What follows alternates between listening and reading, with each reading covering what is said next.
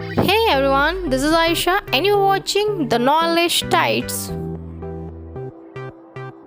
Friends, China दुनिया की दूसरी विकसित देश बनने की राह में निकल चुका है। ऐसे में वो अपने क्षेत्रों का विकास बहुत तेजी के साथ कर रहा है। तो अब चाइना की नजरें आकर टिकी है अंडमान सी या फिर हम कह सकते हैं अंडमान पर। चीन इंडियन ओशन में बहुत तेजी के साथ फैल रहा है। उसने श्रीलंका और पाकिस्तान के कुछ बंदरगाहों पर भी अपना कंट्रोल बना लिया। इसके अलावा चीन ने इंडियन ओशन के बीच एक कंट्री की एरिया जिबूती में भी अपना मिलिट्री बेस स्थापित किया है और आगे चलकर वो ग्वादार में भी अपनी सेना स्थापित करना चाहता है। इस तरह अंडमान सी में चीन अपना विस्तार करता चला जा रहा है। रिसेंटली कोको आइलैंड जो अंडमान से काफी नजदीक है, यहाँ चीन के सर्विलेंस देखे गए जो अंडर वाटर ड्रोन के द्वारा इंडियन सिक्योरिटी मूवमेंट पर नजर रख रहा था। चीन ने अपनी हिमाकत दिखाई है। दिसंबर 2019 में चीन की एक रिसर्च व्हीकल शियान-1 इंडिया के एक्सक्लूसिव जोन जो अंडमान के आसपास आता है बिना इजाजत घुस आया था।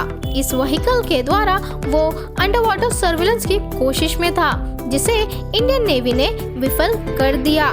मैरीटाइम पेट्रोल एयरक्राफ्ट जिसे हमने अभी हाल ही में यूएसए से खरीदा है, उसी में पेट्रोलिंग के दौरान ये देखा गया था। इसी के बाद जब अगस्त 2020 में ईस्टर्न लद्दाख में भारत चीन मनमुटाव चल रहा था, तब चीन ने योन-1 रिसर्च व्हीकल को इंडियन ओशन में फिर से भेजा। ये हरकत चीन की नीयत को दर्शाता है।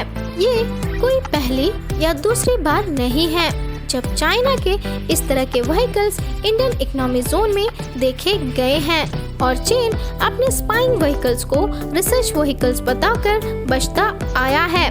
तो अब ये इकोनॉमिक जोन क्या है, तो ध्यान से सुनिए। जमीन के बाद सी शुरू हो जाता है, उसके बाद 12 नॉटिकल माइल्स तक के क्षेत्रों को टेरिटोरियल सी कहा जाता है जो कि उस कंट्री का ही हिस्सा होता है। उसके बाद 200 नॉटिकल माइल्स और आगे जाएं तो एक्सक्लूसिव जोन शुरू हो जाएगा। इसके बाद का इलाका हाई सी होता है जहां पर कोई भी देश बिना रोक टोक आ जा सकता है। तो अब अगर आप नॉटिकल माइल्स में भी कंफ्यूज्ड हैं तो बता दें कि 1 nautical miles is equal to 1.852 kilometres. अब आप खुद कैलकुलेट कर सकते हैं कि लैंड के बाद कितने किलोमीटर्स के बाद किसी कंट्री का इकोनॉमिक जोन शुरू होता है और किसी भी देश की इकोनॉमिक जोन से गुजरने के लिए हमें उस देश की परमिशन की जरूरत होती है। अगर वो ना कह दे तो हम आगे नहीं जा सकेंगे। चाइना ने परमिशन नहीं लिया था और वो इंडिया के इकोनॉमिक जोन में घुस आया था, जिसके फलस्वरूप इंडियन नेवी को उनको भगाना पड़ा। अंडमान सी और भी देशों के साथ अपनी कोस्टल बॉर्डर को शेयर करती है, जैसे म्यांमार, थाईलैंड और इंडोनेशिया। और यहीं पर आता है द स्ट्रेट ऑफ मलक्का, जहां से चाइना का ऑलमोस्ट 80% और इंडिया का 55% एक्सपोर्ट और इंपोर्ट होकर गुजरता है।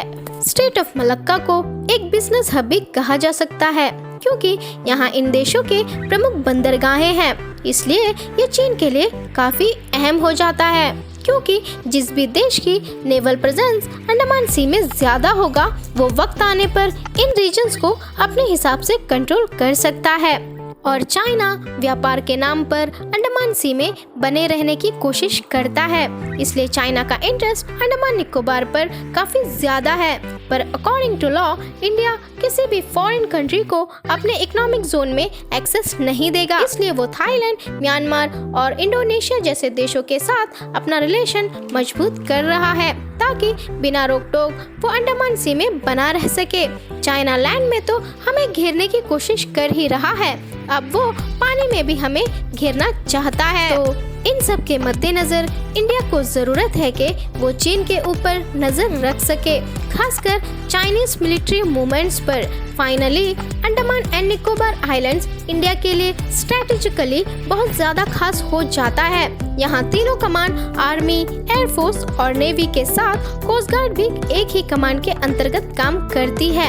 हमने अपनी सारी सुविधाएं यहाँ पहले से काफी बढ़ा दी है, चाहे वो मिलिट्री के क्षेत्रों में हो या एयरक्राफ्ट हो, मिसाइल बैटरीज हो या फिर सैन्य ताकत। इसके अलावा नॉर्थ एंड साउथ अंडमान के रनवेज को भी एक्सपेंड किया गया है ताकि वक्त आने पर ज्यादा से ज्यादा हाई टेक्नोलॉजी एयरक्राफ्ट्स को यहाँ लैंड करवा सके। साथ ही भारत जापान की भी मदद ले रहा है। कुछ महीनों पहले ही जापान ने भारत को 36 मिलियन US$ अंडमान में पावर ग्रिड को बेहतर बनाने के लिए दिया था ताकि आइलैंड के लिए सोलर पावर बैटरीज परचेस कर सके। इसके अलावा अंडमान को भारत के अन्य हिस्सों से जोड़ने के लिए अंडरसी केबल कनेक्शन में भी जापान ने काफी मदद की थी, जो 2018 में शुरू हुई और 2 सालों के अंदर ही पूरी की पूरी पाइपलाइन को लगभग 2300 किलोमीटर की दूरी पर बिछाया गया है, जिसकी वजह से यहाँ भी हाई स्पीड इंटरनेट की फैसिलिटी शुरू हुई।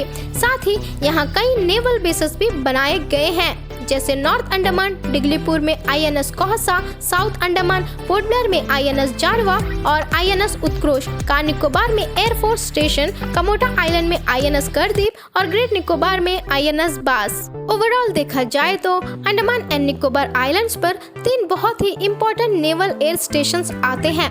पहला INS उत्कृष्ट, ये है पोर्ट ब्लेयर में, INS बास जो ग्रेट निकोबार में है और तीसरा है INS कोहसा जो डिगलीपुर में है। इनकी खास बात ये है कि हम यहाँ शिप को डॉक कर सकते हैं और एयरक्राफ्ट्स को भी लैंड करवा सकते हैं। ये तीनों नेवल एयर स्टेशंस हैं। बाकी स्टेशंस लॉजिस्टिक सपोर्ट के लिए है। यहाँ पर रिपेयर वर्क और सप्लाई का काम होता है, पर लैंडिंग फैसिलिटी यहाँ नहीं है। इसमें से इम्पोर्टेंट INS बास है जो ग्रेट निकोबार में है। ये एक नेवल एयर स्टेशन है, मतलब यहाँ वॉरशिप, डिस्ट्रॉयर, फ्रिगेट को डॉक करवा सकते हैं। इसके अलावा अगर कोई एयरक्राफ्ट लैंड करवानी हो तो उसकी फैसिलिटी भी मौजूद है। तो इस तरह ये हमारे मिलिट्री के लिए बहुत ही इम्पोर्टेंट एयर स्टेशन है। आपने वीडियो की शुरुआत से लेकर कई बार द स्टेट ऑफ मलक्का सुना होगा। ये आखिर है क्या? किसी जगह का नाम है या कुछ और? ज्यादा दिमाग पर जोर मत डालिए। ये जो नैरो स्पेस दिख रहा है ना आपको, यही है द स्टेट ऑफ मलक्का। और आप देख सकते हैं कि कैम्बल बे, जहाँ पर हमारा नेवल स्टेशन बास है, वो कितनी दूरी पर है। इसलिए इस रीजन से मलक्का स्ट्रेट पर नजर बनाए रखना आसान होगा। इन तीनों एयर स्टेशंस का बेनिफिट ये होगा कि फ्यूचर में अगर हमें कोई बॉम्बर या फाइटर डिप्लॉय करना हो या कोई एंटी सबमरीन एयरक्राफ्ट जैसे पोसाइडन तैनात करना है तो हम कर सकते हैं और आगे की रणनीति पर काम कर सकते हैं। और यहाँ से स्ट्रेट ऑफ मलक्का पर भी हमारी कड़ी नजर बनी रहेगी, जो कि China, Japan, north Korea, south Korea जैसे देशों के लिए बहुत ही इम्पोर्टेंट है। अब जरा अच्छे से समझने की कोशिश करते हैं कि द स्ट्रेट ऑफ मलक्का हमारे लिए इतना इम्पोर्टेंट क्यों है। तो ये रहा हमारा अंडमान, ये है अंडमान सी और ये रहा द स्टेट ऑफ मलक्का। अगर इन सब देशों को ऑयल खरीदना है फ्रॉम सऊदी अरबिया या ईरान, तो उनके शिप्स को इंडियन ओशन को क्रॉस करते हुए स्ट्रेट ऑफ मलक्का से गुजरकर China, Japan, Philippines, North and South Korea वो कहीं भी जा सकेंगे। और यहीं पर आता है हमारा बहुत ही इम्पोर्टेंट एयर स्टेशन बास।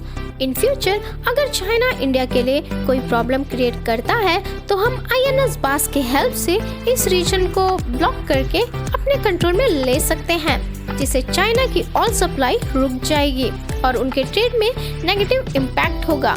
इसलिए स्ट्रेटेजिकली ये एयर स्टेशन चाइना को कंट्रोल करने के लिए बहुत मददगार साबित होगा। इसके अलावा INS कोहासा, जिसे 2019 में इनॉग्रेट किया गया था, जो कि नॉर्थ अंडमान शिवपुर में है, ये भी एक इम्पोर्टेंट एयरबेस है। अगर ये सभी एयर स्टेशंस ना होते तो चाइना को कंट्रोल करना काफी मुश्किल हो जाता। चाइना इंडियन ओशन में अपना पूरा एक्सेस चाहता है। अगर वो ऐसे ही लगा रहा तो आने वाले 15 से 20 सालों में चाइना बे ऑफ बंगाल तक में अपनी पकड़ मजबूत कर लेगा। आने वाले इस खतरे से निपटने के लिए हमें तैयार रहना होगा। हमें अपने फोर्सेस को और स्ट्रॉन्ग बनाना होगा, एयरफोर्स को अपग्रेड करना होगा और रफाइल्स खरीदने होंगे। अपने नेवी को और भी ज्यादा अपग्रेडेशन देनी होगी। अपने कुछ रूल्स में चेंजेस लाकर फ्रेंडली कंट्रीज को भी अपने जोन में एक्सेस देना होगा, ताकि जरूरत पड़ने पर ये भी हमारे साथ खड़े हो सके। अब आप समझ ही गए होंगे कि अंडमान इंडिया के लिए इतना इम्पोर्टेंट क्यों है और चाइना की नजरें अंडमान से हट क्यों नहीं रही। तो आज के मेन सेक्शन में इतना है। चलते हैं टुडेस फैक्ट्स की ओर और जानते हैं आज कौन सा फैक्ट्स हमारा इंतजार कर रहा है।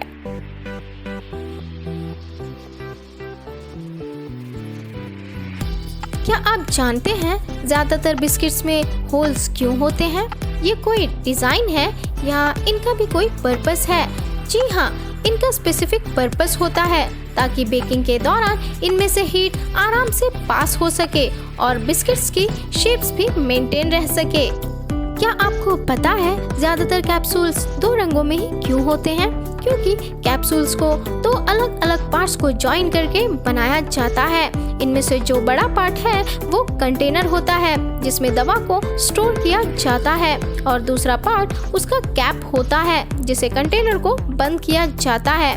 मैन्युफैक्चरिंग के टाइम पे कैप और कंटेनर को ढूंढने में वर्कर्स को परेशानी ना हो और उनकी काम की स्पीड भी धीमी ना हो, इसलिए उसे अलग अलग रंगों में बनाया जाता है।